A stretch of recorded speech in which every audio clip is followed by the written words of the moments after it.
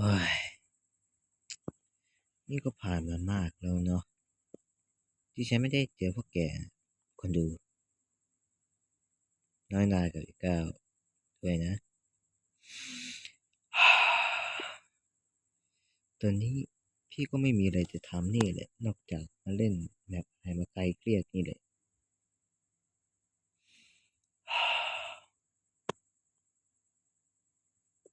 อ่ารสสตรอเบอรี่แกเย็นนิดหน่อยเฮ้ยคือพี่ไม่รู้ว่าจะบอกกับพวกน้องๆยังไงดีคือพี่อะเลิกเล่นซูเปอร์ซัดไปแล้วอะเหตุผลก็คือความจำเป็นเลยหนึ่งแถมมีแต่อะไรพี่เติมอะไรนักหนาก็ไม่รู้เนี่ยคือพี่จะเอาถ้าเป็นในระบบพี่จะแต่งตัวแค่นี้เลยเนี่ยคือแบบพี่แต่งตัวขนาดเนี้ยคนอื่นหาว่าพี่เป็นคนต่างชาติอีกอะโอ้ยพี่ก็ไม่รู้ว่าจะบอกยังไงกับแกแล้วเนี่ย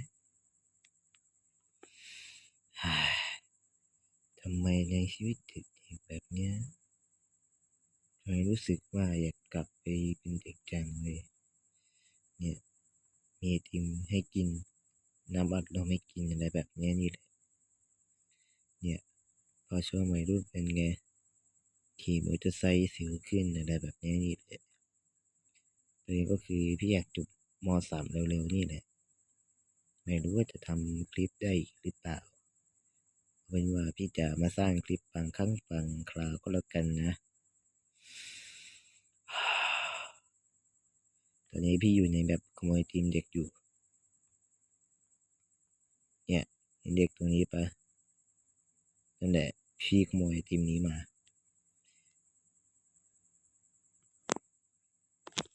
ดูสิ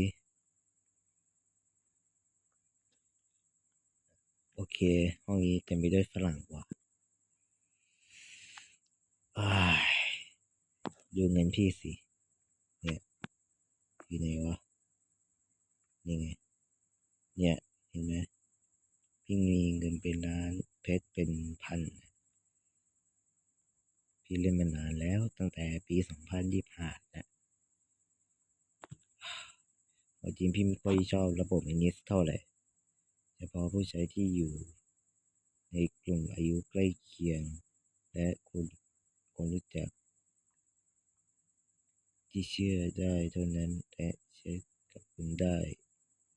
พี่ไม่ค่อยชอบพี่ไม่ค่อยชอบระบบนี้เท่าไหร่ไม่รู้ว่าจะได้คุยกับ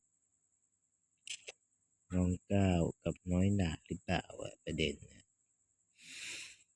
แต่ตอนนี้พี่ก็ยังคิดถึงพวกเขาอยู่ไม่รู้ว่าเขาไปไหน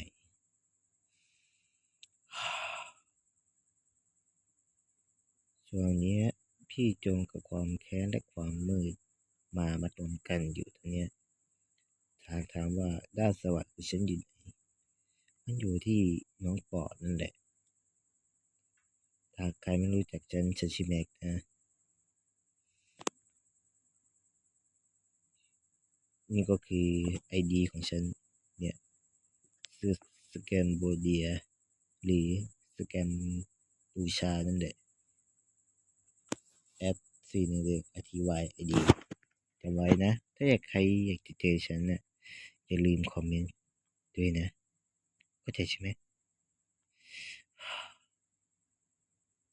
เขาวงกฏสิ่งที่ทำให้ฉันงงและสับสนเป็นอย่างมากตอนเนี้ยสิ่งที่พวกแกคงงงสินะว่าทำไมฉันขึ้นตรงนี้ได้ฉันไม่บอกหรอกถ้าฉันบอกผู้พัฒนาเกมมันก็จะรู้ไงฉันเห็นตั้งหลายคลิปเลยนะทำไมเกมไม่บอกส่วนตัวนะเอาละคลิปที่ก็มีแค่นี้นี่แหละจากนายแม็กปิดถืนนายพิมพ์คำว่ากูคนไทยแล้วก็ยังไม่รู้ว่ากูเป็นคนไทยอยู่เนี่ยเสื้อยืดไทยเสื้อขอไทยเพื่อนไทยหมวกไทย คนไทยอีกแค่นี้ก็ยังไม่รู้ว่าฉันเป็นคนไทยอีกจะบ้าเอาละบาย